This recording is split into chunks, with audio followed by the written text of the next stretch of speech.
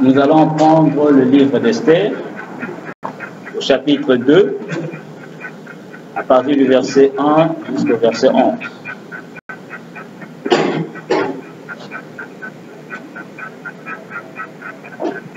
Esther, chapitre 2, versets 1 à 11. Je lis. Après ces choses, lorsque la colère du roi Assuérus se fut calmée, il pensa à Vashti, à ce qu'elle avait fait et à la décision qui avait été prise à son sujet. Alors, ceux qui servaient le roi dirent: on cherche pour le roi des jeunes filles, vierges et belles de figure, que le roi établisse dans toutes les provinces de son royaume des commissaires chargés de rassembler toutes les jeunes filles, vierges et belles de figure, à Suse, la capitale, dans la maison des femmes, sous la surveillance des gueux, eunuques du roi et gardiens des femmes, qui leur donnera les choses nécessaires pour leur toilette, et que la jeune fille qui plaira au roi devienne reine à la place de Vashti. Cet avis eut l'approbation du roi et il fit ainsi. Il y avait dans Suse, la capitale, un juif nommé Mardochée, fils de Jaïr, fils de Shimei, fils de Kis, homme de Benjamin, qui avait été emmené de Jérusalem parmi les captifs déportés avec Jéconia, roi de Juda, par Nebuchadnezzar, roi de Babylone. Verset 7. Il élevait Hadassah, qui est Esther, fille de son oncle, car elle n'avait ni père ni mère. La jeune fille était belle de taille et belle de figure. À la mort de son père et de sa mère, Mardochée l'avait adoptée pour fille. Amen. Lorsqu'on eut publié l'ordre du roi et son édit, et qu'un grand nombre de jeunes filles furent rassemblées à Suse, la capitale, sous la surveillance des Gaïs, Esther fut aussi prise et conduite dans la maison du roi sous la surveillance des Gaïs, gardiens des femmes. Amen. La jeune fille lui plut et trouva grâce devant lui. Il s'empressa de lui fournir les choses nécessaires pour sa toilette et pour sa subsistance. Lui donna 7 jeunes filles choisies dans la maison du roi et la plaça avec ces jeunes filles dans le meilleur appartement de la maison des femmes. Amen. Esther ne fit connaître ni son peuple, ni sa naissance, car Mardochée lui avait défendu d'en parler. Amen. Et chaque jour, Mardochée allait et venait devant la cour de la maison des femmes pour savoir comment se portait Esther et comment on la traitait. Amen. Que le Seigneur vous bénisse. Vous pouvez vous asseoir. Que le Seigneur bénisse la lecture de sa parole ce matin. Vous êtes tous les bienvenus ce matin. Alors nous allons continuer notre sujet sur la reine Vashti. Comme nous l'avions vu la fois passée, cette histoire qui se retrouve dans ces livres merveilleux d'Esther, cette histoire qui s'était réellement déroulée sur la terre, mais cette histoire, selon la parole, cette histoire parle des types et des ombres des choses qui devaient arriver au temps de la fin. Amen. Donc nous voyons que la fois passée, nous avions pu comprendre les types et les ombres parce que le roi Assuérus avait organisé une fête qui avait duré 7 jours. Et les 7 jours de la fête, nous avions vu que ce sont les 7 ans de l'Église. Et le 7e jour, qui était le dernier jour, c'est ce jour-là que le roi va faire appel à sa reine, qui était Vashti. Mais celle-ci refusa l'appel, rejeta l'appel. Alors le roi était en colère et il va rassembler ses princes, il va rassembler ses ennemis, sa cour, pour pouvoir avoir une idée de ce qu'il devait faire en réaction, pour réagir à propos de ce que la reine avait fait à propos du rejet de l'appel par la reine. Et la reine, nous avions vu que la reine a rejeté l'appel, elle a dit qu'elle aussi avait organisé une fête. Mais ce n'était pas une fête où tout le monde y était, c'était juste la fête des femmes. Donc la reine, qui est la grande église au temps de la fin, qui était censée être l'épouse du Seigneur Jésus-Christ, quand l'appel retentit au 7e âge de l'église au temps de la fin, pour que cette épouse puisse venir à lui, l'épouse, l'église rejette l'appel. Amen. Et alors nous avions vu que quand le roi rassemble ses princes et ses eunuques, et il demande l'avis de ces gens-là, disant que vous êtes des sages, conseillez-moi, que dois-je faire à propos du rejet de l'appel de la reine Vasti? Et il y avait 7 sages, 7 princes, et il y avait l'un d'entre eux qui avait donné un avis, qui avait donné son idée au roi. Et la Bible déclare, le roi avait approuvé cette idée-là. Quelle était cette idée? C'était de rejeter la reine Vasti. Et c'était Memucan, le dernier, le 7e sage, le 7e prince. C'est celui-là qui va donner son avis. Et tout le monde, et le roi, en commençant par le roi et tous les autres, vont approuver, vont dire, voilà réellement le roi, c'est que toi tu dois faire. Et nous avions pu trouver que Memucan représente le 7e messager du 7e âge de l'Église. Et il dit, roi, si cette nouvelle parvient aux oreilles des autres femmes dans toutes les provinces là où toi tu règnes, tu as le pouvoir, ces femmes feront comme la première dame du pays. Et elles vont aussi désobéir dans leur propre foyer. Donc ce n'est pas un bel exemple, ce n'est pas un bon exemple à suivre. On doit réprimander cela, réprimer cela. Tu dois faire quoi? Tu dois rejeter la reine. Chasse-la, elle ne pourra plus apparaître, elle ne peut plus être reine. Et alors tu dois te choisir une autre femme qui va prendre la place de la reine Vasti, parce qu'elle, elle a rejeté la paix. Amen. Et c'était ça le message de Memucan, qui est le 7e prince, qui représente le 7e âge de l'Église. Et au 7e âge de l'Église, Dieu envoie un messager pour faire quoi? Pour apporter un message qui est approuvé par Dieu lui-même, afin que le monde entier puisse recevoir ce message. Et nous avions vu que le message de Memucan va devenir la parole du roi Cyrus. Le roi Cyrus va appeler les scribes, ceux qui promulguent la loi. Il leur dit, écrivez ce que Memucan a dit et dites que c'est moi qui ai dit cela. Et on appelle cela l'édit du roi, c'est-à-dire la parole du roi, le message du roi lui-même. Et quel était ce message? C'est que le roi a rejeté la reine Vasti. Et le roi va maintenant se choisir une autre femme. Et la Bible déclare que ce message-là a été traduit en plusieurs langues, dans toutes les langues de tous les peuples là où le roi Assyrus régnait. Amen. Et c'est le message du temps de la fin qui est traduit en plusieurs langues et qui est envoyé partout dans le monde. Et ce message, ce n'est pas le message d'un homme, c'est le message du grand roi lui-même, Dieu lui-même.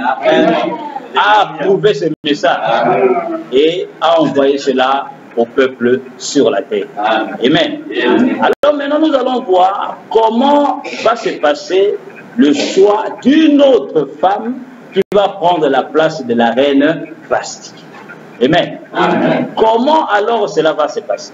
C'est là que nous tombons dans le chapitre 2 où la Bible déclare que après ces choses, c'est-à-dire après ce qui s'était passé, après le rejet de Vasti d'apparaître devant le roi le 7e jour, qui est le 7e âge de l'Église, alors qu'est-ce qui se passe? C'est à ce moment-là que la loi qui a été promulguée va entrer en application. On va rassembler, on va chercher des jeunes filles partout dans toutes les provinces et on va les amener à Suse, la capitale. Amen. Là où se trouvait le roi. Et là-bas, on va prendre ces jeunes filles de partout, de toutes les provinces, et on va les confier à un monsieur qui était appelé Égaï, ou Égé. C'est celui-là qui avait la surveillance des femmes. Et il était aussi l'eunuque du roi. Amen. Amen. Et la Bible déclare, il y avait aussi une jeune fille qui était là, qui avait ni père ni mère, et elle avait perdu sa maman et son papa dès qu'elle était dans sa jeunesse, et elle avait son oncle qui était Mardoché. C'est son oncle qui l'avait adopté et qui l'a élevé. Amen. Amen. C'est celui-là qui prenait soin de cette fille-là. Et la Bible dit que cette fille-là, c'était Esther. Mais n'oubliez pas, on l'appelait Esther, mais elle avait un nom caché. Amen. Amen. Et Esther avait un nom nouveau. Amen. Et Esther qui était élevée par Mardoché. Qui est Mardoché? C'est le messager du temps de la paix. Et Mardoché a interdit à Esther de révéler son identité. Il dit, chut, même si on te demande qui tu es, ne parle pas. Ni ta naissance, ni d'où tu viens. On t'appelle Esther, oui, mais ton véritable nom là ne révèle pas ça. Amen. C'était ça les instructions que l'épouse du temps de la paix reçoit de la part du messager qu'il a élevé. Mais le messager qu'il a élevé, Esther, quand le roi rassemble toutes les jeunes filles, on va les confier toutes à qui? À un monsieur qui est un eunuque, qui est appelé Égaï ou Égé. Amen. Et Égé, c'est qui? Nous allons comprendre que Égé, l'eunuque, frère Banam nous montre que les eunuques représentent les hommes de Dieu. Amen. Les serviteurs de Dieu. Et ici, nous allons remarquer qu'il y a un eunuque qui est le gardien des femmes, et il y a aussi un autre eunuque. Il y en a deux ici dans cette histoire. Amen. Alors, quand les jeunes filles sont rassemblées, et qu'on les amena dans le palais, et on va les confier à Égaï, et Égaï va alors les garder. Lisons à partir du verset 8, Esther 2, à partir du verset 8 et 9, la Bible dit ceci, écoutez, Esther 8 et 9, la Bible dit ceci. Lorsqu'on eut publié l'ordre du roi et son édit, et qu'un grand nombre de jeunes filles furent rassemblées à Suse, la capitale, sous la surveillance d'Égaï, Esther fut aussi prise et conduite dans la maison du roi sous la surveillance d'Égaï, gardien des femmes. Amen. Écoutez, 9. La jeune fille lui plut et trouva grâce devant lui. Il s'empressa de lui fournir les choses nécessaires pour sa toilette et pour sa subsistance, lui donna 7 jeunes filles choisies dans la maison du roi et la plaça avec ces jeunes filles dans le meilleur appartement de la maison des femmes. Voilà ce que dit la Bible. Donc Égaï avait la surveillance de toutes les jeunes filles qui ont été rassemblées. Amen. Les belles jeunes filles.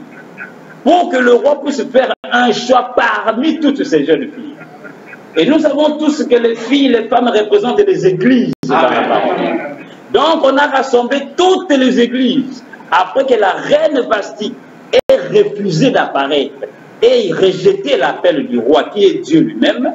Dieu dit, bon maintenant, je vais rassembler de partout, de toutes les nations de la terre, je vais rassembler toutes les églises et parmi elles, je vais choisir une épouse.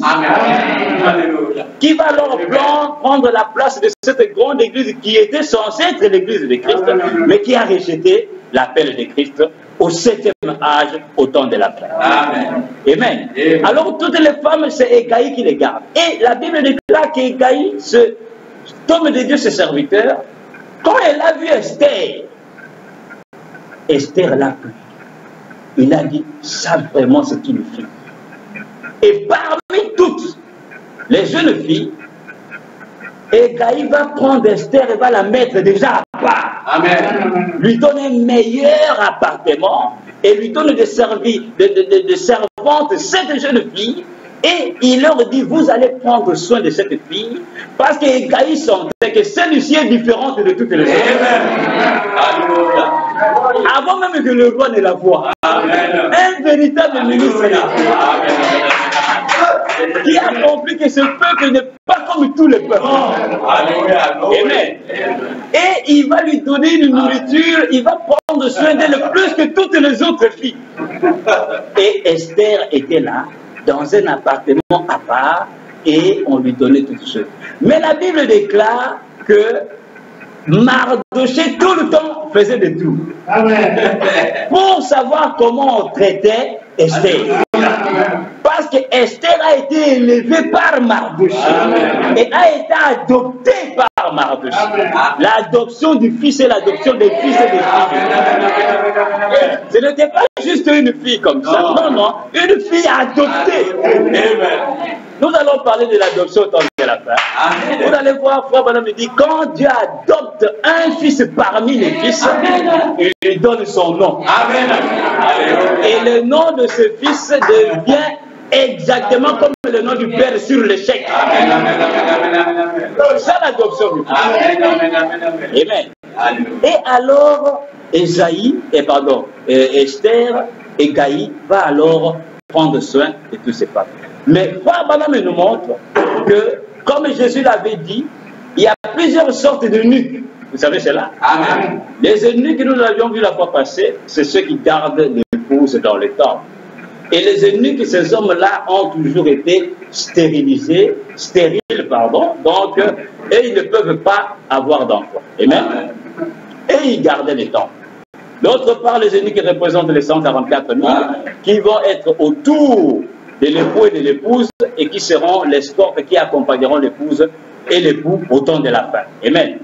Et d'autre part, Frère Branham nous montre que ce sont des ministres, ce sont des hommes de Dieu.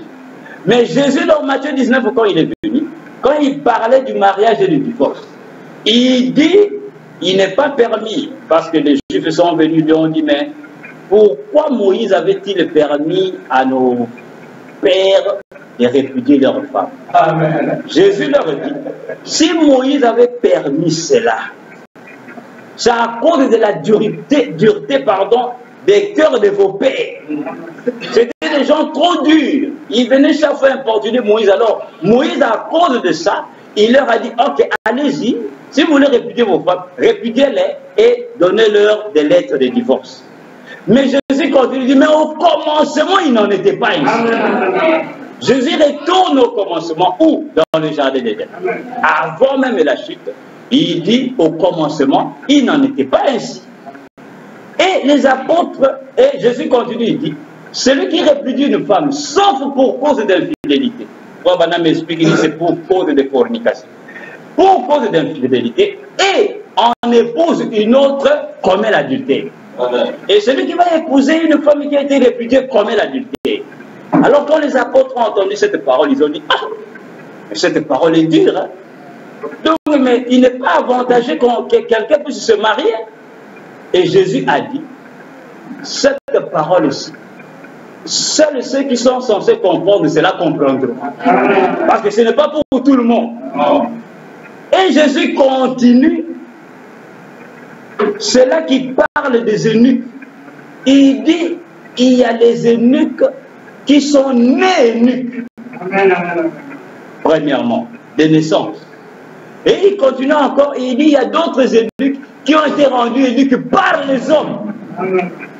Virgule, il continue encore, il dit, et il y a des eunuques qui se sont fait eunuques pour le royaume des cieux. Eux-mêmes se sont fait eunuques. Ceux qui sont nés eunuques par la naissance, ceux qui ont été faits eunuques par les hommes, et ceux qui se sont fait eux-mêmes eunuques. Amen. C'est là que nous avons ici, bien aimé, l'eunuque qui est égaillé. Frère Branham nous montre que l'eunuque, il y a plusieurs sortes, comme Jésus l'avait dit, c'est-à-dire des serviteurs de Dieu. Et dans le livre des Actes, vous allez trouver, dans les évangiles, dans les Actes, je crois, Philippe, quand il est apparu à l'eunuque éthiopien, dans le livre des Actes, il était en train de lire le livre des Actes. Mais il ne comprenait pas les Écritures.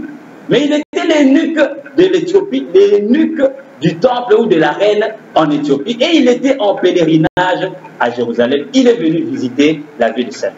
Et alors, il étudiait, il lisait à haute voix, il lisait. Et alors, Philippe, l'Esprit de Dieu l'a conduit vers l'eunuque éthiopien. Et il s'approche du char, il le regarde, il dit, mais est-ce que tu comprends ce que tu dis? Et le monsieur était sincère, il dit, mais comment vais-je comprendre ceci si quelqu'un ne m'explique pas? Est-ce que le prophète parle de lui-même ou il parle de quelqu'un d'autre? C'est là que la Bible déclare, Philippe s'est mis à enseigner l'eunuque éthiopien. Et frère Branham dit, il avait peut-être des diplômes. L'eunuque, il était peut-être un homme intelligent. Il savait lire la parole de Dieu, mais il ne pouvait rien comprendre jusqu'à ce que Dieu lui a envoyé quelqu'un. Et Frère Branham dit, le Saint-Esprit, qui devait révéler à l'eunuque éthiopien la parole, a pris une chair humaine. Amen. Parce qu'en étant un esprit, il ne peut pas le faire. L'homme a toujours été l'intermédiaire de Dieu. Amen. Dieu devait prendre quelqu'un pour expliquer à quelqu'un la parole. Amen. Alléluia. Et c'est là que Philippe s'approche et lui commence à lui expliquer les Écritures. Alors l'eunuque a compris, a reçu la révélation et il a été baptisé. Frère Branham dit c'est le premier qui a apporté le christianisme en Afrique. Amen. Il est allé prêcher Jésus en Éthiopie. Amen. Amen. Amen. Donc c'était un prédicateur. Amen. Et ici, Égaï joue le rôle de ce ministre-là qui garde l'église de Dieu, que Dieu lui a confié, le peuple de Dieu. Et parmi ce peuple-là, il y a une épouse. Amen.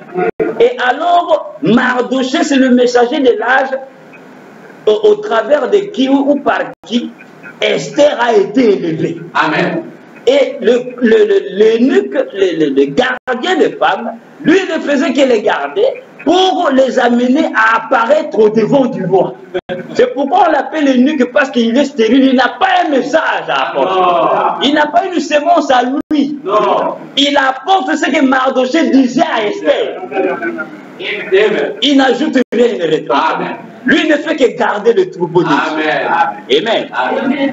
Et vous allez voir que lui n'était pas seul. La Bible déclare, prenons le verset 12, que Égaï était en train de garder toutes les jeunes filles, c'est-à-dire toutes les églises, avant que Christ ne vienne, avant que le roi Cyrus, ou avant que elles, ces filles-là, puissent apparaître devant le roi, avant cela, il y a des ministres qui gardent l'église de Dieu, qui apportent la parole au peuple de Dieu. Amen. Mais maintenant, écoutez, au verset 12 de la Bible dit ceci. Chaque jeune fille allait à son tour vers le roi Cyrus. Vous voyez cela? Après avoir employé 12 mois à s'acquitter de ce qui était prescrit aux femmes, pendant ce temps, elles prenaient soin de leur toilette. 6 mois avec de l'huile de myrrhe et 6 mois avec des aromates et des parfums en usage parmi les femmes. Ça fait combien de mois? 1 an. Donc les femmes et les filles qui ont été rassemblées de toutes les provinces étaient gardées dans le palais royal avant que le roi puisse faire le choix. Le roi dit vous serez là pendant 1 an. Parce que vous dites que vous êtes des vierges. Mais si quelqu'un avait déjà reçu une sémence en dehors, les 12 mois qu'elle allait passer dans le palais royal, on allait savoir si elle a la sémence ou pas. Donc le roi les a gardés, il dit gardez-les là 12 mois. On va les observer. Vous vous dites vous êtes des vierges, ok, il n'y a pas de problème. Avant que le roi ne puisse faire un choix, 12 mois, vous serez là et on va vous donner tout ce que vous voulez, et tout ce que vous voulez faire pour être joli, pour s'embellir, pour que le roi puisse vous choisir. On va tout vous donner, tout ce que vous voulez sera à votre disposition. Amen.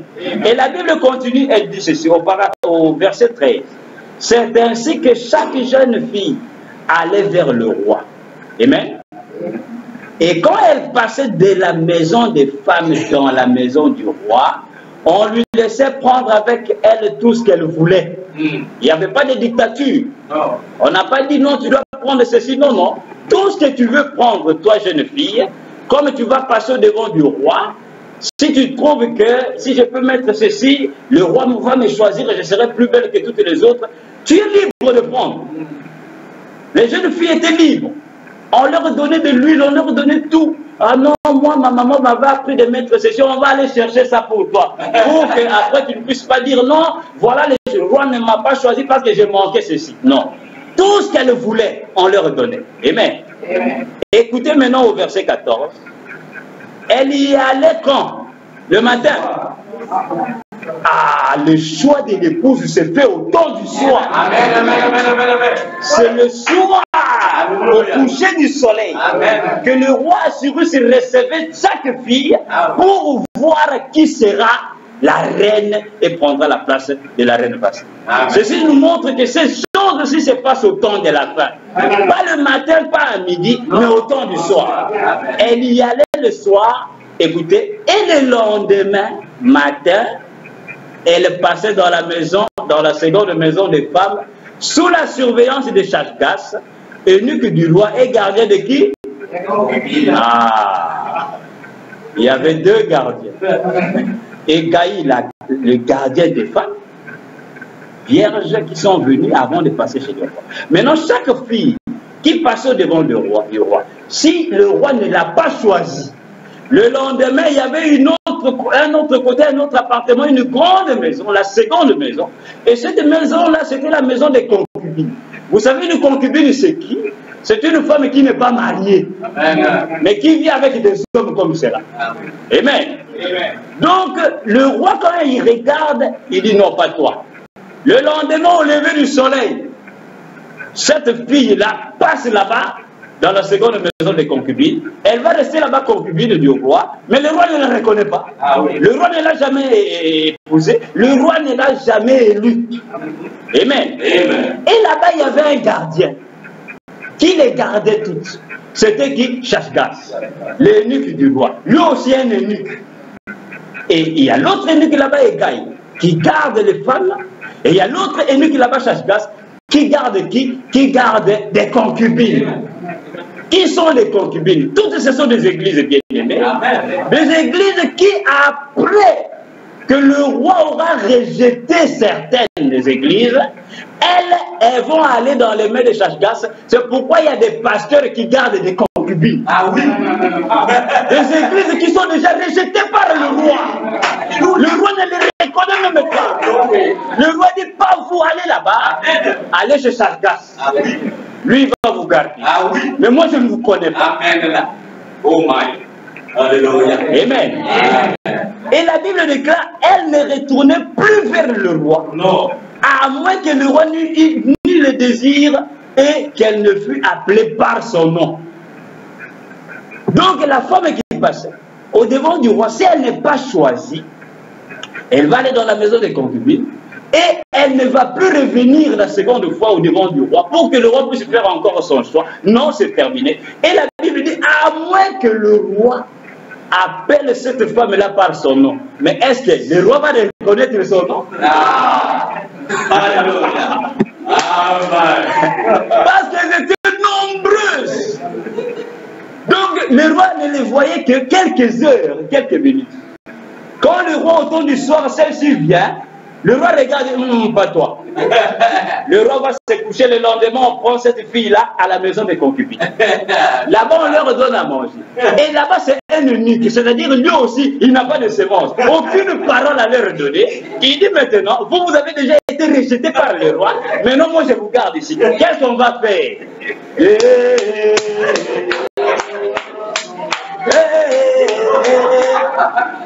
Le roi vous a déjà rejeté. Amen. Et la Bible déclare, bien-aimé, au temps où le tour d'Esther était venu, pour que maintenant Esther puisse apparaître devant du roi.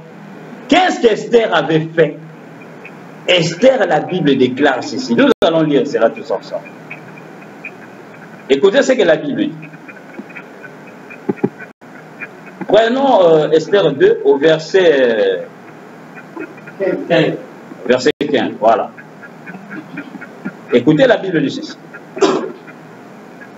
Lorsque son tour d'aller vers le roi fut arrivé, Esther, fille d'Abigaïl, oncle de Mardochée qu'il avait adopté pour fille, ne demanda que ce que fut désigné par Égaï, eunuque du roi et gardien de femmes. La parole qu'un véritable homme de Dieu leur apportait, Esther dit, moi je ne prendrai pas autre chose. Je n'ai pas de choses moi-même à choisir. Je ne prendrai que ce que Égaï nous a enseigné. Amen. Amen. Amen. Parce que lui nous a apporté un véritable enseignement. Je croirai à cela. Amen. Écoutez, la Bible continue, il dit, Esther trouva grâce aux yeux de tous ceux qui la voyaient. Amen. Esther fut conduite auprès du roi Cyrus dans sa maison royale le 10e mois qui est le mois de Tébet, la 7e année de son règne. Apocalypse 10, verset 7. 7e âge de l'Église. Le 10e mois. C'est là que le roi descend. Dans la nuée de gloire. Et c'est là que l'épouse est appelée à rencontrer le Seigneur à la maison. Au temps du soir. Amen.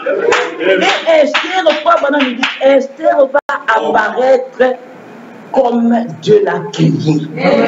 Amen. Les autres filles, avant d'aller chez le roi, c'était des choses terribles. D'autres mettaient je ne sais pas quoi sur la tête, sur la figure, sur les bras, sur les pieds, disant que c'est moi qui serai choisi. Vous savez comme on a l'élection de Miss, hein? Miss Monde, Miss ceci, cela. Donc les femmes se sont fait belles, jolies, croyant que moi, c'est moi qui serai la reine à la place de Vasti. Et la Bible déclare, elles pouvaient prendre tout ce qu'elles voulaient pour apparaître devant le roi. Mais quand le tour d'Esther arriva, l'Esther qui était une fille de Dieu, Esther qui représente l'épouse au temps de la femme, Esther, la Bible déclare, elle est allée avec la parole de Caïn, elle est allée comme elle a été créée. Amen. Amen, amen, amen, amen, amen, amen, amen. Shalom. Écoutez, frère Baron va nous dire ça. Shalom to you. Amen. Amen. Écoutez ce que le prophète dit. Il nous montre premièrement que l'eunuque, les eunuques, écoutez ce qu'il nous dit. Chasgas qui représente les eunuques du temps de la fin, qui gardent des églises qui ont déjà été rejetées par Dieu. Dans l'exposé de César de l'église, à la page 74. Amen. Chapitre 3 là de l'église d'Éphèse, le prophète dit ceci. Il dit, la façon dont était organisé le service du temple est aussi très révélatrice. D'abord, il y avait des prêtres qui étaient des eunuques. Ça, c'est autant ancien. Il dit, cette prêtrise stérile préfigurait la stérilité d'un peuple qui s'éloignerait de la parole. Car un peuple qui prétend connaître Dieu en dehors de la parole est tout aussi dépourvu de vie qu'un eunuque stérile. Donc les eunuques, certains eunuques, montraient le peuple qui allait s'éloigner de la parole de Dieu. Et il dit, ils prétendent connaître Dieu, mais en dehors de la parole de Dieu. Il dit, ils sont complètement sans vie, exactement comme les eunuques n'ont pas de vie. Ils n'ont pas la sémence séminale pour donner la vie aux gens. Amen. Et c'est ça, Chasgas. Qui va alors faire quoi? Qui va rassembler toutes les églises qui ont déjà été rejetées par le roi, qui n'ont plus aucun espoir, qui ne peuvent plus retourner à Dieu. C'est pourquoi Jésus avait dit en ce jour, nombreux en ce jour-là me diront, Seigneur, Seigneur, n'avons-nous pas chassé les démons en ton nom? N'avons-nous pas prophétisé en ton nom? N'avons-nous pas fait des miracles en ton nom? Jésus dit, je leur dirai, allez-vous-en, vous oubliez d'iniquité, je ne vous ai jamais connu. Amen. Dans un autre sens, moi l'époux, je ne vous ai jamais donné ma sémence. Amen. Vous n'avez pas ma parole. Amen. Car la parole parlait la sémence de Dieu. Jésus dit, je ne vous ai jamais connu. Amen. Alléluia. Amen. Amen. Donc voilà, bien aimé, il y a un groupe qui va passer. Ce sont les églises au temps de la fin qui vont venir. Elles aussi attendent la venue du Seigneur. Elles aussi veulent croire en Jésus. Elles aussi croient en Jésus, croient en l'enlèvement, croient au millénium. Mais toutes ces choses-là attendent la venue du Seigneur. Mais malheureusement, Dieu ne les a pas choisis. Amen. La Bible déclare, nombreux sont appelés. Le roi Cyrus a dit aller récolter toutes les jeunes filles dans toutes les provinces. Ils étaient nombreux et sont venus, mais peu sont élus. Amen. Combien ont été élus parmi toutes les vierges qui ont été choisies dans toutes les provinces? Une seule. Amen. 1 sur 1 million comme frère madame. Amen. Une seule femme. Alléluia. Mais qui était cette femme? Qui n'avait ni père, ni mère. Frère madame dit, c'est ça l'épouse des gentils au temps de la fin. Amen. Qui est sortie de nulle part, qui est sortie du péché, ainsi de suite. Mais c'est elle-là que Dieu a choisi. Les autres avaient leurs parents, ils allaient bien, ainsi de suite. mais elle n'avait ni père ni mère. Et elle a été élevée par son oncle. Un enfant qui avait comme été complètement délaissé, qui vivait comme dans des soucis, ainsi de suite. Mais c'est elle qui va être l'épouse de Christ. C'est une église humble, chaste, sans ride ni quelque chose de semblable. Une petite église, un petit peuple de rien du tout. Et toi, Bethléem, Ephrata, toi qui es la moindre de toutes les villes de Juda. Mais c'est toi. C'est de toi qui sortira celui qui pètera Israël. Avec une vierge de paix. C'est lui dont la venue et l'origine, pardon, remonte aux temps anciens, au jour de l'éternité. Qui est cette petite Bethléem, mon frère, ma soeur? C'est toi. Amen. En qui Christ doit venir naître sur la terre. Amen. Pourquoi la Bible déclare Bethléem était une petite ville parmi toutes les grandes villes de Juda? Mais pourquoi Dieu a choisi cette ville-là? Une ville qui n'était même pas considérée, où les gens ne pouvaient même pas faire écart à Bethléem, mais Dieu a choisi celle-là. Pourquoi? Parce que Dieu est toujours dans l'humilité. C'est pourquoi Esther, pour paraître devant du roi, elle n'a pas cherché beaucoup de tralala. Non. Écoutez ce que frère Madame dit. Dans les noces de l'agneau, frère Madame dit ceci. Écoutez ce qu'il dit. Les noces de l'agneau prochain le 21 janvier 62. Au paragraphe 76. Frère Madame dit ceci. Il dit maintenant, nous voyons ensuite qu'Esther, après on l'a mise dans l'une de ses pièces pour qu'elle se fasse très coquette, hein, c'est-à-dire très belle, très jolie, très coquette, afin de se présenter devant le roi. Frère Madame dit, oh là là, elle refusa cela. Elle n'en voulut point. Elle voulut se présenter simplement telle qu'elle était. Amen. Frère Madame dit, amen. Amen. Amen. Amen. Amen. On dit à Esther, il y a de l'huile ici, il y a ceci et cela ici. Regarde, tes amis ont mis cela. Esther dit, non, non, moi je n'ai pas besoin de ces choses. Amen. Oh, je n'ai pas besoin de ces choses-là pour que le roi puisse me choisir en tant que son épouse. Je vais apparaître comme je suis né. Une église naturelle. Une église pure. Qui n'a pas d'artificiel sur elle. Des choses fabriquées par les hommes. C'est pourquoi nos sœurs dans le message ne portent pas ces choses-là. Parce que c'est la vient de la Bible. C'est ça l'épouse. Frère Branham me déclare quand il y a trop d'artificiel sur le corps, c'est qu'il y en a trop aussi à l'intérieur. Parce que l'extérieur montre ce qu'il y a dedans. Esther n'a rien pris. Esther n'a pas ajouté sur son corps des choses que les autres ajoutaient. Parce que le roi va venir, alors je vais mettre ceci. Frère Madame dit, elle a refusé toutes ces choses-là. Elle a dit, Mardoché ne m'a pas enseigné cela. La doctrine de la vie. Et nous allons prendre dans l'esprit, vous allez voir, Frère Madame me parle maintenant des églises. Des belles églises au temps de la femme. Avec des moquettes, avec des chaises qui coûtent, je ne sais pas, des millions de dollars. Frère Madame dit, Dieu ne regarde pas cela. N'a rien à voir avec cela. Amen. Oh Seigneur. Parce qu'aujourd'hui, le choix d'une église parmi les chrétiens aujourd'hui, il va se balader dans la ville, il dit, je cherche aujourd'hui une église. Là où je dois maintenant faire mon église. Il va là-bas, il voit une grande église, un grand bâtiment. Le parking est plein de bras d'eau, de 4x4. Il dit, ah voilà une église.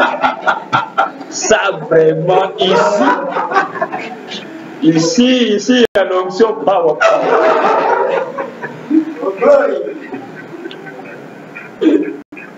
Écoutez le prophète dit ceci.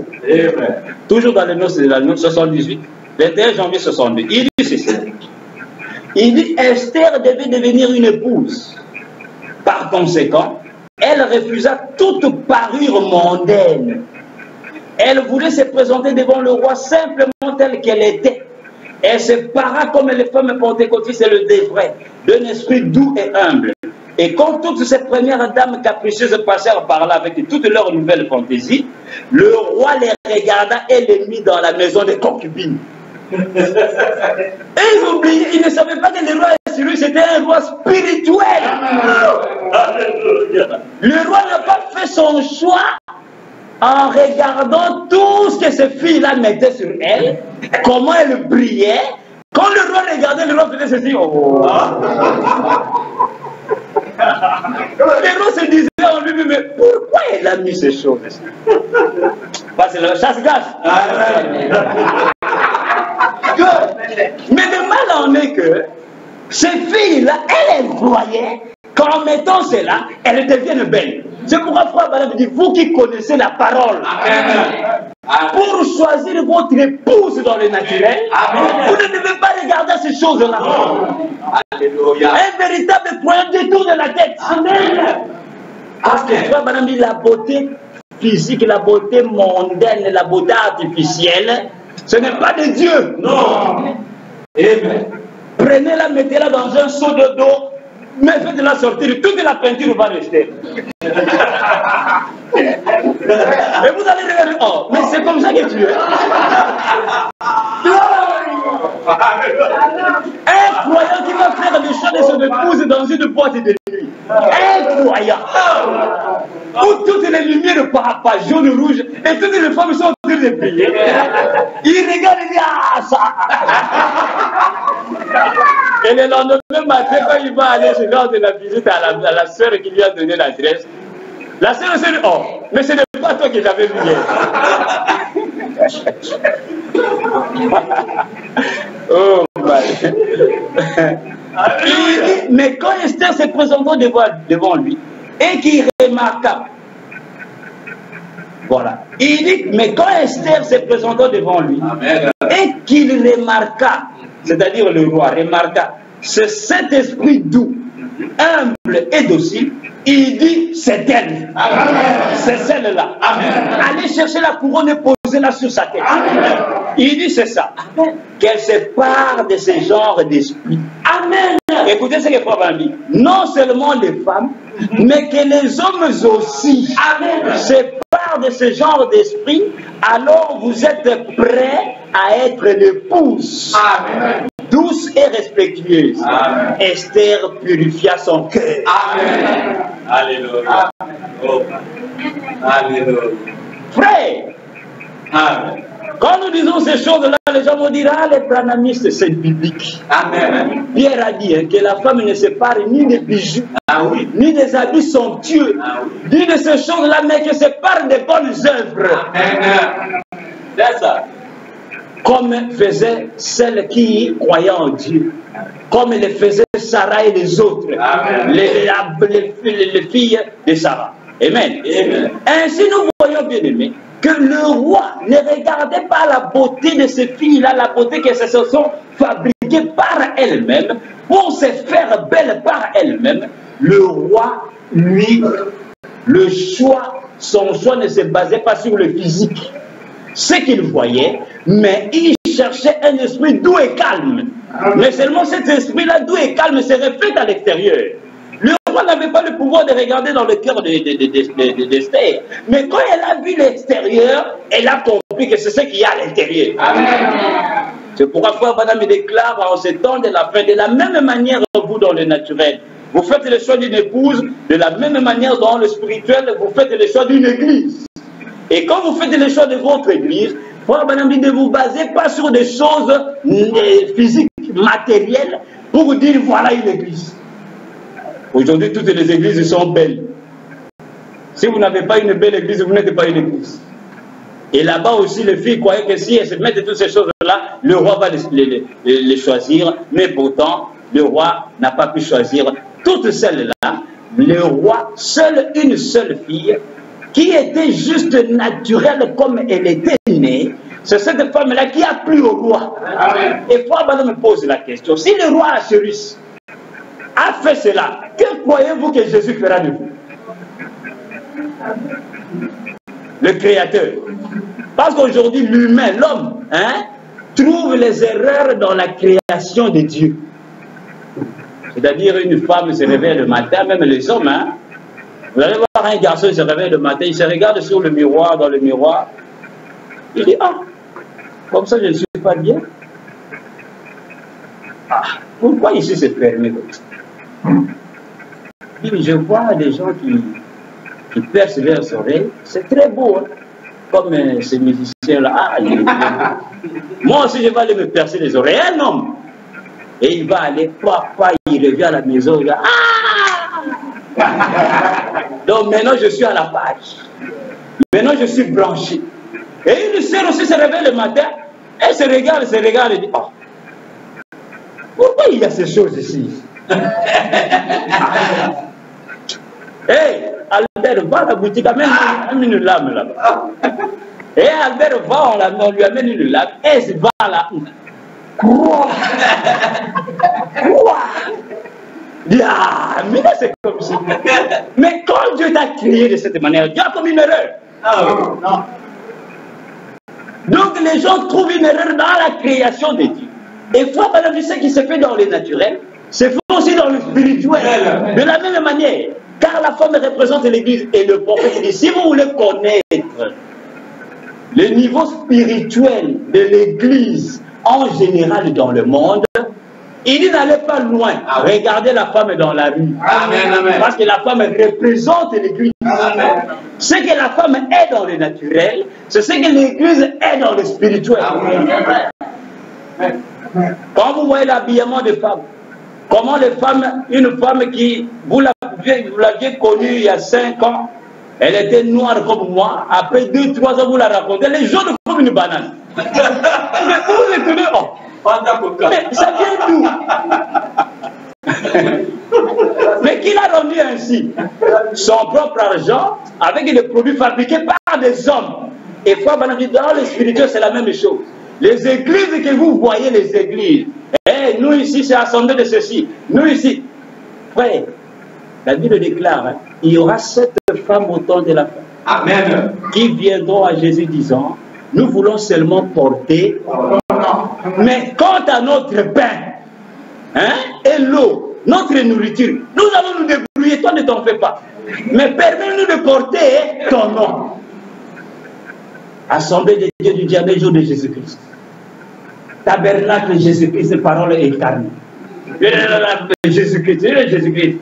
Ils portent tous le nom de Jésus. Mais le pain, qui est le message, la parole, qui est prêché là-dedans, ils disent à Jésus du non. C'est pas toi. Nous, on a notre propre parole. On va en fabriquer, il n'y a pas de problème dedans. Amen. Alléluia. Les 7 femmes, les 7 âges de l'église, toutes tombées dans la dénomination. Ah oui. Mais toutes portant le nom de Jésus. Frère, comprenez ces choses. Amen. Les choses que je vous dis ici, hein, vous ne les entendrez peut-être pas ailleurs. Amen. Je sais de quoi je parle. Amen. Ce n'est pas pour dire que c'est nous qui avons la vérité, non. Mais nous faisons un effort de vous dire la vérité. Amen. Ce n'est pas que ces gens-là ne le savent pas, non. Ils le savent, mais ils ne vous le diront pas. Amen. Vous savez pourquoi? Parce que vous allez fouiller. Oui, parce que vous allez fouiller. Et eux, ils vont manquer quelque chose à manger. Alors qu'est-ce qu'ils vont faire? Ils vont embellir l'évangile. Ah, Dieu ne regarde pas ces choses, frère, Dieu regarde au cœur. Mais la Bible déclare, la bouche parle de l'abondance qu'il y a à l'intérieur. Ce qui sort là, c'est ce qu'il y a à l'intérieur. Amen. Amen. Écoutez, dans le conflit entre Dieu et Satan, frère Branham dit ceci. Prêcher le 31 mai 62. 226 et 227. Le prophète dit ceci. Il dit, là, l'épouse doit être unifiée. Unifiée par la parole. Mes brebis entendent ma voix. Et voici sa voix sous forme de mots imprimés. Très bien. Unifiée par la parole. Elle se prépare, mais pas avec un credo ordinaire. Comme Esther. Quand Esther devait être choisie pour se tenir devant le roi, elle ne s'était pas parée de toutes ces choses, mais elle s'était parée d'un esprit doux et humble. C'est de cela que l'épouse se sépare de tous les fruits de l'esprit qui accompagnent cela. Séparer, c'est-à-dire se mettre sur soi, s'habiller, mettre cela sur soi. Amen. C'est pourquoi le prophète de Dieu nous dit l'église doit se purifier. Amen. L'église doit être pure comme Esther. L'église n'a pas à mettre des artificiels dans son église, mélangeant les choses du monde avec la parole. Des choses qui n'ont rien à voir avec la parole. Mais cela se fait dans les églises. Cela est mélangé dans les églises. Pourquoi? C'est pour embellir l'église. C'est pourquoi la femme dans le naturel va mettre toutes ces choses sur elle. Parce que pour elle, elle veut devenir belle. Amen. Et dans le spirituel, les églises aussi vont embellir la parole pour attirer les gens. Et quand une femme se fait belle, c'est pourquoi? C'est pour attirer les gens. Ah oui. Maintenant, les églises dans le naturel vont embellir la parole, vont masquer la parole de belles choses, que ce soit les bâtiments dans le naturel. C'est pourquoi? C'est pour attirer les membres. Parce qu'elles savent que si elles restent naturelles avec la parole, il n'y aura pas beaucoup de membres. Amen. Vous savez pourquoi? Parce que Jésus a dit. Amen. Étroit et serré, resserré est le chemin qui mène à la vie éternelle. Amen. Et nombreux trouveront cela, c'est ça? Non. Peu seulement. Amen. Peu. Amen. Prendront ce chemin. Amen. Mais qu'en est-il de chemin qui mène à la perdition?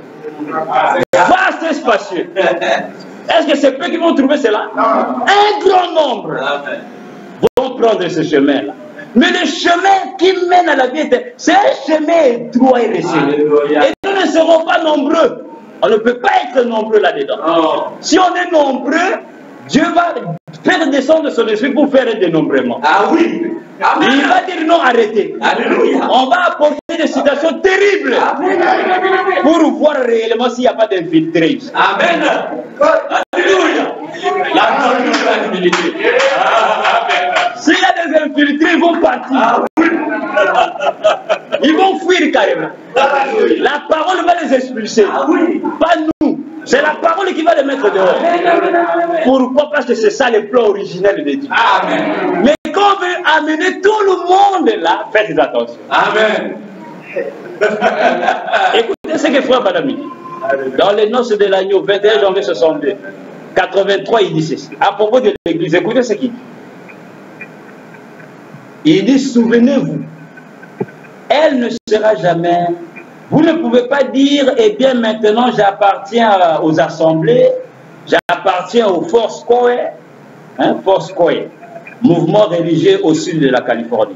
Ils sont même ici à Bamako, je les ai vus là à Miami. Foursquare.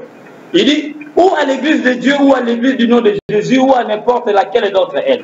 Vous ne pouvez pas dire j'appartiens à cela. Il dit non, vous ne devez faire partie d'aucune d'elles. Ah, Dieu vous appelle en tant qu'individu. Amen, amen, amen, amen, amen, amen. Oh, c'est clair. Il dit c'est à vous de vous purifier. Amen. Puisqu'il est en train de prendre parmi les gentils un peuple pour porter son nom, son épouse les gentils. Esther s'était purifiée. Amen. Elle avait purifié son cœur. C'est cela qu'elle avait purifié. C'est ce dont l'Église a besoin. Amen. Une purification du cœur. Comment se purifier le cœur, frère Branham? Il dit laver par l'eau de la parole à travers le sang de Jésus. C'est ça. C'est ça. L'eau qui purifie le peuple, c'est la parole. Amen. Et si cette eau-là n'est pas là, si ce n'est pas la véritable parole, cette parole ne peut pas purifier le croyant. Il faut que ce soit la véritable parole qui est l'eau. Et frère, madame, ne me dites pas, moi j'appartiens à ceci. Moi, mon église, ça n'a rien à voir. Amen. Dieu appelle des individus. Amen. Dieu vient prendre des individus. Frère, madame, dit, il n'est pas venu pour bâtir des églises, il est venu pour bâtir des individus. C'est ça la stature parfaite d'un homme, c'est un temple humain. Amen. Amen. Il n'y a pas de bâtiments que nous voyons. Amen. Écoutez au paragraphe 84, les noces de l'agneau 84, il dit ceci.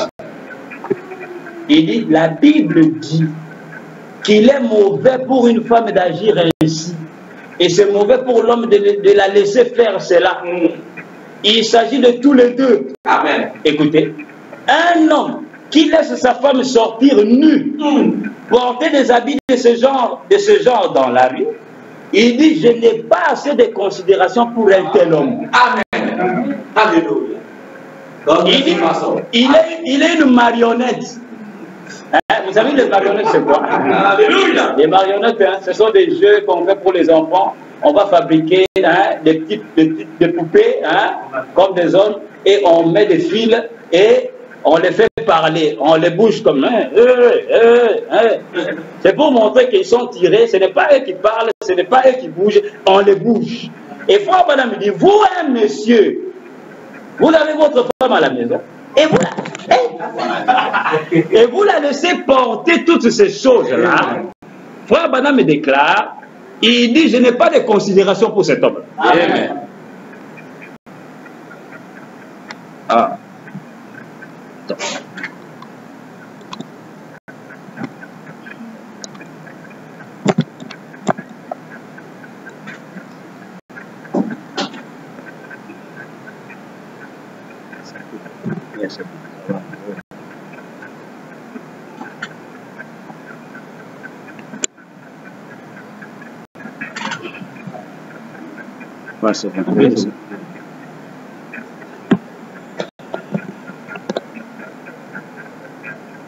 Ainsi, bien aimé, le prophète de Dieu dit, il dit, je n'ai pas de considération pour cet homme-là.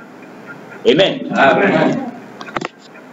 Un homme qui va laisser sa femme sortir de nuit, écoutez, il dit, porter des habits de ce genre dans la rue. Il dit, je n'ai pas assez de considération pour un tel homme. Il est une marionnette, c'est vrai. Elle l'utilise comme une lavette. Honte à vous, vous devriez être des hommes. Amen. Il continue, il dit, et un pasteur qui va laisser son église s'en tirer avec de telles choses sans les expulser en y attaquant violemment à la chair, en s'y attaquant violemment à la chair, pardon, est une poule mouillée. Vous savez quand une poule est mouillée, hein?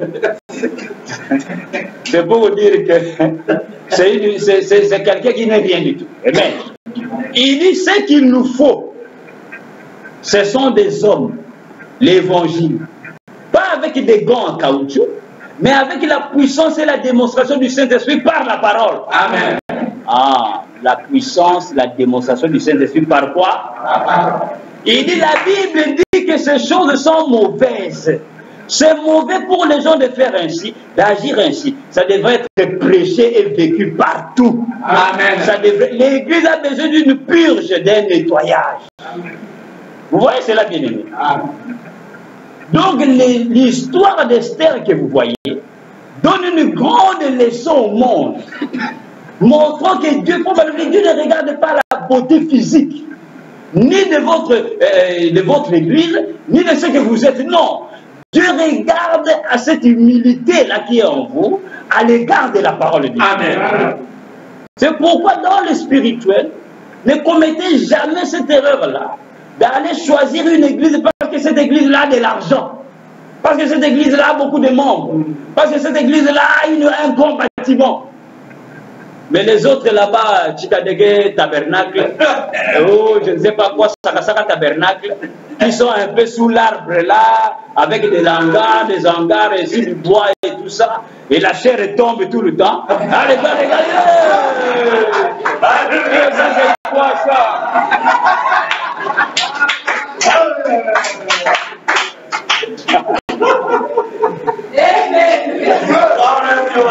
Amen. Quelqu'un vient de regarder. Ça c'était l'histoire. Ça c'est des petits de près. Allons chercher ailleurs. Écoutez ce que le prophète de Dieu dit. Il dit ceci au paragraphe 85, les noces de l'agneau. Et nous terminons. Il dit, Esther avait purgé son cœur devant Dieu. Elle marchait avec un esprit doux et humble. Il dit, l'église qui va être l'épouse de Christ. Il dit maintenant, souvenez-vous, Esther refusa la parure mondaine. Elle reçut l'esprit dans son cœur pour aller se présenter devant le roi. Et aujourd'hui, la femme, l'église qui pense, écoutez, qu'elle va entrer parce qu'elle a beaucoup de membres, parce qu'elle a la foule des gens les mieux habillés, parce qu'elle a la plus grande organisation, la plus grande église de la ville et des choses de ce genre, vous manquerez la chose d'1 million de kilomètres si vous comptez sur ça. Alléluia. Alléluia. Alléluia. Vous manquerez la chose d'1 million de kilomètres si vous comptez sur ça. Sur quoi? Nous sommes la grande église de la ville. C'est nous qui avons plus de membres ici. C'est nous, notre église est la plus belle. Tu ne vois pas, regarde les cloches. Qu'en est-il de notre monsieur là-bas, qui a des églises partout? Vous allez vous comparer avec lui, la bête? Les cathédrales qui sont en train de bâtir dans le monde, qui va se comparer avec? Des cathédrales terribles. Et Frère Branham, l'homme de Dieu, vient apporter la révélation de la parole en ce temps de la fin. Mais les mal amis que vous allez voir, même les croyants du message, ne veulent pas écouter ces choses-là. Et cherchent des églises où il y a beaucoup de membres. Donc pour lui, c'est ça une église. Si quelqu'un ne savait pas et ne connaissait pas les Écritures, ça va. Mais toi qui dis que je crois en William Branham, et tu vas te vanter de ton église disant, frère, viens chez nous parce que c'est nous là. Le maire de la ville, il vient chez nous. Le général, le chef d'état-major, oh, mais c'est un frère. Un frère, on s'assoit comme ça. Le ministre de l'Affaires étrangères, oh, frère, tu auras le visa quand tu veux. L'ambassadeur des États-Unis, il est chez nous. C'est un frère. Frère Branham, il dit, vous allez manquer la chose d'1 million de kilomètres. Ça, c'est le prophète confirmé par Dieu qui le dit. Amen. C'est une prophétie. Ainsi, écoutez-moi, votre frère, ne commettez jamais cette erreur-là. Parce que ce n'est pas la parole. Mais on ne dit pas qu'on ne peut pas avoir une grande église. Ce n'est pas ce qu'on dit. On ne peut pas qu'on ne peut pas avoir un beau bâtiment. Ce n'est pas ce qu'on dit. S'il y a une belle église, il y a un beau bâtiment, il y a beaucoup de gens. Si la parole est là, gloire à Dieu. Gloire à Dieu. Amen. Mais si la parole n'est pas là, amen, non pas de l'histoire, la parole de ce jour. Madame me déclare, il dit la parole fait chair et la lumière de l'âge quand vous la voyez. La parole confirmée de ce jour. Madame dit, même si un ministère s'élève avec des grands prodiges, un ministère qui semble être extraordinaire et qui est même biblique, mais si la personne s'en tient toujours à la vieille école théologique de l'histoire, il dit oubliez cela. N'a rien à voir. Amen. N'a rien à voir. Amen. Jésus-Christ est le même hier, aujourd'hui et éternellement. Vous devez trouver ce qu'il est aujourd'hui. Ah oui. Et même pas aujourd'hui parce que nous sommes dans l'éternité. Amen. Vous devez aller continuer éternellement. Amen. La doctrine de la divinité. Amen. Écoutez, vous manquerez la chose d'1 million de kilomètres si vous comptez sur ça. Il s'agit d'un esprit doux, gentil et respectueux envers la parole de Dieu. Lavé par l'eau de la parole. Et la parole en vous, c'est un lavage. Il dit Amen. Amen. L'Église a besoin d'un lavage du plein évangile, c'est vrai. Pas simplement un lavage partiel, mais un lavage du plein évangile, nettoyé, rendu de nouvelles créatures en Jésus-Christ. Amen. Voilà, bien aimé, l'histoire d'Esther. Et Esther devient la reine à la place de Vasti. C'est la jeune épouse au temps de la fin. L'ensemble des croyants prédestinés à la vie éternelle, que Dieu vient choisir au temps de la fin, une épouse pure, sans tache, ni ride, ni quelque chose de semblable à propos de la parole. Elle ne regarde qu'au messager de l'heure. Elle ne regarde qu'à ce que dit la parole. Elle n'ajoute rien, elle ne retranche rien. Elle n'a pas besoin des choses du monde pour se présenter au devant du roi. Elle n'a pas besoin de tous ces artificiels-là. Elle prend la parole pure apportée dans son âme. Amen. Ce n'est pas la parole préfabriquée. On ajoute ceci, on ajoute cela, on ajoute ceci, on ajoute cela. Non, non, non, pas cela, bien aimé. La parole pure au temps de la fin, comme Dieu l'avait prédestiné en ce temps de la fin. Ainsi, c'est là que le roi, quand il a vu Esther apparaître, le roi a regardé, il a dit, ah, mais celle-ci est différente de toutes les autres. Celle-ci, elle vient d'où? Ce n'est pas possible. Et le roi appelle son service, il dit, amenez la couronne. Amen. Voilà celle que j'ai choisie. Voilà la reine. Amen. Sûrement les autres filles étaient étonnées. Ah, oui. Elles se sont dit, mais elle ne met pas toutes ces choses. Comment la reine, le roi l'a fait? Mais oui, mais c'est ça le goût du roi. Amen. Le roi cherchait une telle épouse. Amen, naturel. Amen. Frère Madame nous raconte une parabole, une histoire. Il dit qu'il y avait dans une ville un monsieur qui avait une grande plantation. Il avait une grande entreprise. Et il y avait beaucoup de femmes qui travaillaient là-bas. Et un jour, le monsieur envoie son fils pour aller visiter son entreprise dans ce village-là, visiter tous les champs, ainsi de suite. Et quand le fils vient, comme le fils était encore célibataire, toutes les jeunes filles qui travaillaient là, regardaient, disaient, ah, le fils du patron est venu. Le fils du patron est venu, sûrement, il peut aussi choisir une épouse. Hein? Et alors, toutes les jeunes filles regardaient. Et il y avait une jeune fille qui était la cousine même de cette fille-là qui travaillait là.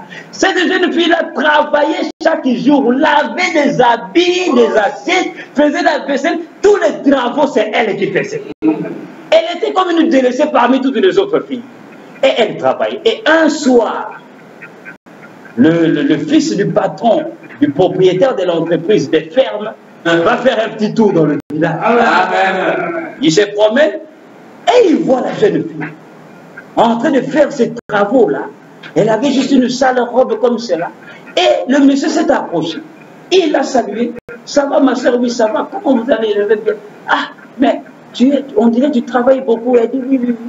Mais comment tu es ici? Comment non? Il dit, je suis ici, je suis avec mes cousines, ainsi de suite. Et le monsieur lui dit, l'année prochaine, je vais revenir encore. Amen. Et quand je vais revenir, comme je cherche une épouse, c'est toi que je vais épouser. Amen. La fille dit quoi? Moi? Ah non, ne me mens pas. Toi, tu es le fils du patron. Moi, comment, moi, une jeune fille comme ça, je fais des travaux ménagers, je suis comme une délaissée. Et tu as laissé toutes les jeunes filles du village ici qui sont plus belles que moi. Le monsieur lui dit, je te dis, hein, l'année prochaine, je vais revenir. Amen. On va voir ce qu'on va faire. Amen. Et le fils du patron repart. Et alors la jeune fille, avec un esprit doux, humble, elle va raconter ces choses à ses cousines. Vous savez ce que ses cousines ont fait d'elle? Ils ont dit, toi tu rêves trop. Hein? Le fils du patron t'a dit qu'il va t'épouser. Toi, comme tu es là, toi. Tu sais, c'est bien de rêver quand on dort. Mais quand tu rêves tout éveillé, c'est un problème. La fille dit, mais c'est ce qu'elle m'a dit. Elles ont dit, ne t'en fais pas, et t'as menti. Est-ce que toi, tu peux être choisi par le fils du patron de l'entreprise ici? La fille dit, ok, il n'y a pas de problème. Et l'année prochaine va arriver. Et comme les autres filles avaient entendu cette histoire-là, elles ont dit, ah, donc sûrement il cherche une épouse. Et quand elles ont entendu qu'il est en train de revenir, elles se sont toutes bien habillées, elles se sont parées de ces choses-là, comme au temps d'Esther, disant que voilà, le fils du patron est venu, et sûrement, il va choisir une épouse, et notre cousine ici, Sale, nous a dit que c'est elle. Non, on ne croit pas ça. Et le monsieur revient. Et toutes les jeunes filles croyaient que ça va être moi, ça va être moi, ça va être moi. Le monsieur ne les regardait même pas. Et le monsieur a fini son travail, regardant le temple, la ferme, l'entreprise de son papa, il a tout surveillé, fait des comptes et tout ça. Et quand il termine, il dit, maintenant je vais prendre mon épouse. Et il vient chercher cette jeune fille-là, à laquelle il avait promis le mariage. Amen. Et les filles du village étaient étonnées, ils ont dit, ah, mais c'était parce qu'il est malade, comment peut-il choisir une telle fille? Et frère Madame me voit dans l'esprit, il dit, c'est la même chose avec Christ. Christ ne vient pas chercher la beauté mondaine dans le monde. Il ne vient pas chercher une église qui a des grands bâtiments, je ne sais pas quoi, un grand nombre de membres. Non, il vient chercher la parole qui est dans l'église. Pourquoi? Parce que lui-même est la parole. Amen. Et son épouse doit être le reflet de sa propre parole. C'est pourquoi le prophète dit, vous ne pouvez pas épouser une femme dans laquelle vous ne vous retrouvez pas. Parce qu'en réalité, votre femme, c'est votre moitié. Ce n'est que vous-même. C'est pourquoi Adam s'est marié juste à lui-même. Parce que Ève n'était que la chair de sa chair, os de ses os, sang de son sang, esprit de son esprit. Ce n'était que lui-même, Adam, est sous une autre forme, parce que Ève est sortie de lui. Bon, maintenant, comment vous allez épouser une femme qui n'a pas la parole comme vous? Comment allez-vous chercher une église qui n'a pas la parole comme vous avez cette parole-là? Vous ne pouvez pas vous plaire là-dedans, bien-aimés. Pourquoi? Parce que vous ne vous reflétez pas, vous ne vous voyez pas vous-même là-dedans. Ainsi, voyons, frères et sœurs, c'est ça l'histoire d'Esther. Et une autre fois, nous allons continuer et voir Mardochée lui-même. Voir la récompense de Mardochée. Car Mardochée, cet homme-là, avait sauvé le roi Cyrus. Il y avait un coup d'État qui devait se faire, mais c'est lui qui a révélé cela. Et alors le roi Cyrus va dire, oh, qui a révélé ce coup d'État? On a voulu me tuer. On avait écrit cela dans les chroniques, dans les annales du roi. Et un soir, le roi n'avait plus sommeil, il avait des insomnies. Il a dit, venez me lire l'histoire, ce qui s'est passé dans notre royaume. Et le monsieur qui lui lisait cela, il dit, mais tu sais, roi, il y avait une fois ici, quelques années passées, on voulait te tuer. Il y avait deux hommes, deux eunuques ici qui ont fait un complot. Mais il y a quelqu'un qui avait révélé ce complot-là. C'était qui? C'était Mardochée. Et le roi dit, ah bon? Bon. Qu'est-ce qu'on a fait de ce Mardochée-là?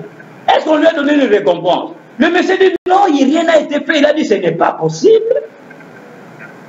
On doit récompenser un tel homme.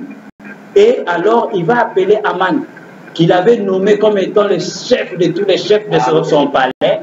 Il dit appelez-moi Aman. Aman vient et dit Aman, si quelqu'un révèle un complot contre le roi, on a voulu tuer le roi et ce monsieur-là révèle un complot, qu'est-ce qu'on doit faire de lui?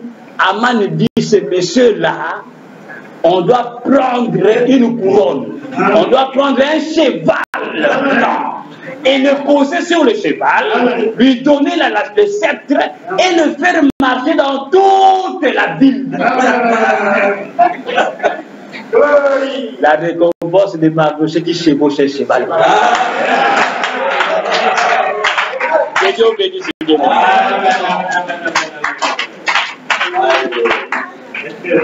Ainsi nous allons